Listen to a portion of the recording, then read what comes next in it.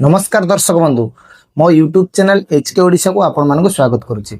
आज team India रो squad announce होईची जो world cup खेलवा को जाउची 2026 मसिया रे जो T20 वर्ल्ड कप होबा को जाउची 2026 मसिया फेब्रुआरी 7 तारिख पाखरु वर्ल्ड कप चालू होची। एई वर्ल्ड कप टी दुईटी देश होस्ट करुची, गुटे हला श्रीलंका आ भारत। आज इंडिया तार 15 जनिया स्क्वाड अनाउंस करची। आमे आगे देखिबा स्क्वाड एनाउंस भितर को माने स्थान पाइजंती ताने स्थान पाइजंती कैप्टन सूर्य कुमार यादव एवं वाइस कैप्टन अक्षर पटेल। एवं एठी गुटे बहुत बड़ डिबेट होबा को जाउची जो वाइस कैप्टन सुमन गिल थिले ताको बीसीसीआई ड्रॉप कर दिजंती। एवं आज इंडिया टीम रो सिलेक्टर चीफ सिलेक्टर अजित अग्रकर एवं इंडियन टीम रो कैप्टन सूर्य कुमार यादव एमाने प्रेस कॉन्फ्रेंस करी 15 जनिया टीम्स अनाउंस करछंती। देखिबा सूर्य कुमार यादव कैप्टन रहिले, अभिषेक शर्मा, संजू सैमसन, तिलक वर्मा एवं हार्दिक पांड्या, शिवम दुबे, अक्षर पटेल, रिंकू सिंह टीम को तार वापसी आईची। एवं जसप्रीत बुमराह, हर्षित राणा, हर्षदीप सिंह, कुलदीप यादव, वरुण चक्रवर्ती, वाशिंगटन सुंदर एवं द्वितीय विकेट कीपर हिसाब रे ईशान किशन को टीम को नियाईची। एवं जो जितेश शर्मा थिला ताको ड्रॉप कर दिया आईची। ये same to same team but एथिरे गुटे बहुत बड़ चेंज करचंती बीसीसीआई सेला सुमन गिल। जो सुमन गिल को टीम को आना हेतिला वाइस कैप्टन करके संजू सैमसन को जगह खेला जाइथिला एवं से गत 10-12 मैच रे फ्लॉप जाइथिले, गोटे मात्र हाफ सेंचुरी करि पार नथिले। एवं जो लगातार संजू सैमसन ओपनिंग रे भलो करथिले एवं से साउथ अफ्रीका रे दुईटी सेंचुरी मारू कि बांग्लादेश विरुद्ध रे गोटे सेंचुरी लगातार से 3टी सेंचुरी मारथिले T20 रे।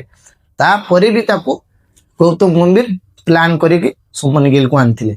काहे कि ना गौतम गंभीर प्लान जेहेतु टेस्ट एवं ओडीआई रे सुमन गिल कैप्टन अछि 2026 पर याको वाइस कैप्टन करदे। 2026 पर जति सूर्य कुमार यादव वर्ल्ड कप न जीति पारे ताको ड्रॉप कर टीम रु बाहर करके सुमन गिल को 3टी फॉर्मेट रे कैप्टन करियार थिला। सबुठु बड़ चेंज एवं जाको कुआ जाई गोटे प्रकार हाइलाइट आज सबु न्यूज आउटलेट रे ए गोटिया ना जे सुमन गिल ही नाही T20 वर्ल्ड कप जो होबा को जाउची। एवं आउ गोटे कथा हला रिंकू सिंह को टीम को आना आइची। जदि रिंकू सिंह एते भलो खिलाड़ी ताको कोन पई रखा जाई नतला साउथ अफ्रीका सीरीज रे। रिंकू सिंह भलिया जने फिनिशर ताको निहाती दरकार टीम इंडिया रे। से केते बेले माने जितेश शर्मा को यूज करूचंती, केते बेले से रेड्डी को यूज करूचंती।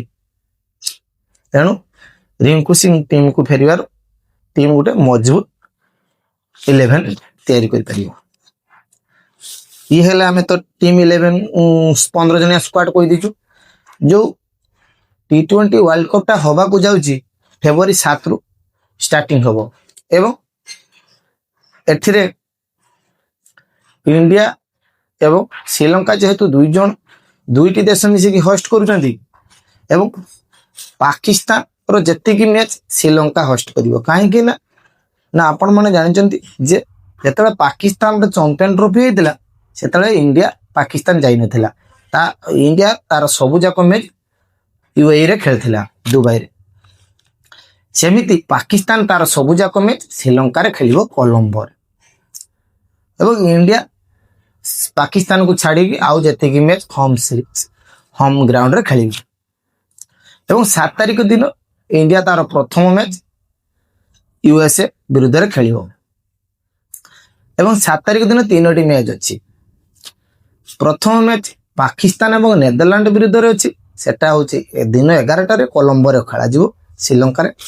एवं पुणी द्वितीय मैच दिन 3टा रे खेला जिवो पाकिस्तान ବାଂଲାଦେଶ ୱେଷ୍ଟ ଇଣ୍ଡିଜ ସେଟା ଇଡେନ ଗାର୍ଡେନରେ ଖେଳାଯିବ ଏବଂ ସନ୍ଧ୍ୟା 7টাରେ যেটা ইন্ডিয়া এবং ইউএসএ আমেরিকা সহিত বাংখাড়ে খেলাଯିବ ସନ୍ଧ୍ୟା 7টাରେ সেটা মুম্বাইରେ খেলাଯିବ ବାଂଖେଡ଼ାରେ এবং ଯୋଉ T20 ওয়ার্ল্ড কপ স্কোয়াড ইন্ডিয়া আনাউন্স করছি ଏ ସ୍କ୍ୱାଡଟି ବହୁତ ଷ୍ଟ୍ରଙ୍ଗ ମଜବୁତ ଅଛି ଏଥିରେ କୌଣସି ୱିକ୍ ପଏଣ୍ଟ ନାହିଁ ଆମେ ଯଦି ଦେଖିବା ଇଣ୍ଡିଆର ଓପନିଂ ବହୁତ ମଜବୁତ ସଞ୍ଜୁ ସାମସନ୍ ଆସିବା ଫଳରେ କାହିଁକି ନା ଅଭିଷେକ ଶର୍ମା ଆଉ ସଞ୍ଜୁ ସାମସନ୍ ଦୁଇ ଜଣ ଆଟାକିଂ ପ୍ଲେୟର ସେମାନେ ଆଟାକ୍ କରିବା ତାଙ୍କର ଫାଷ୍ଟ ଓଭର ପାୱାର ପ୍ଲେ ମାନେ ଭଲସେ ୟୁଜ୍ କରିବେ ଯେହେତୁ ସୁମନ ଗିଲ୍ ଥିଲା ସେତେବେଳେ ଟିକେ ଅଭିଷେକ ଶର୍ମା ଏକେଲା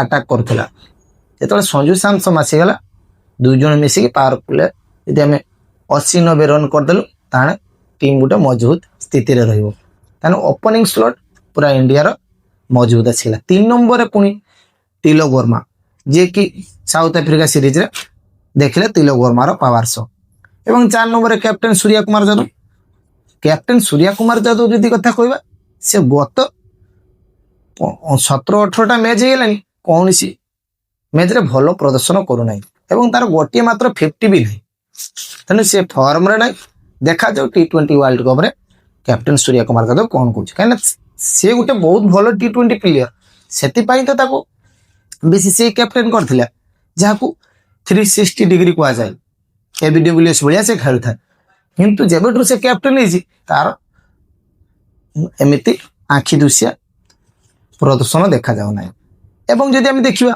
5 ନମ୍ବରରେ ଆପଣମାନେ ତ ଜାଣିଛନ୍ତି Hardik Pandya last T20 South Africa ବିରୁଦ୍ଧରେ କେମିତି ଖେଳିଲା 5 ନମ୍ବରରେ ହାର୍ଦ୍ଦିକ ପାଣ୍ଡିଆ 6 ନମ୍ବରରେ ଶିବମ ଦୁବେ ତାର ସ୍ପିନ୍ ଯଦି ତାକୁ ଆସିଯିବ ତାହେଲେ ଆଉ ବୋଲର ରକ୍ଷା ନାହିଁ ଇଏ ଆସିଗଲା 6 ନମ୍ବର ଏବଂ 7 ନମ୍ବରରେ ଆସିଯିବ ଆମର